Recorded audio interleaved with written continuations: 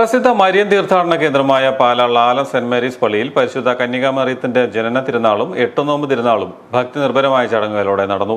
സമാപന ദിവസം നടന്ന പട്ടണ പ്രദക്ഷിണത്തിൽ നിരവധി ഭക്തർ പങ്കെടുത്തു. തിങ്കളാഴ്ച പുലർച്ചെ 5:30, 7, 9:30, ഉച്ചയ്ക്ക് 12:30, വൈകുന്നേരം 4 എന്നീ സമയങ്ങളിൽ വിശുദ്ധ കുർബാനയും നൊവേനയും ഉണ്ടായിരുന്നു. വൈകിട്ട് 6:30 ആഘോഷമായ പട്ടണ പ്രദക്ഷിണം നടന്നു. വികാരി father Joseph Thadathil, pastoral assistant father Joseph Alencherry, സഹവികാരിമാരായ ഫാദർ സ്കറിയ മേനാപറമ്പിൽ, ഫാദർ ആന്റണി നങ്ങാപറമ്പിൽ, കൈക്കാരന്മാർ തുടങ്ങിയവർ നേതൃത്വം നൽകി.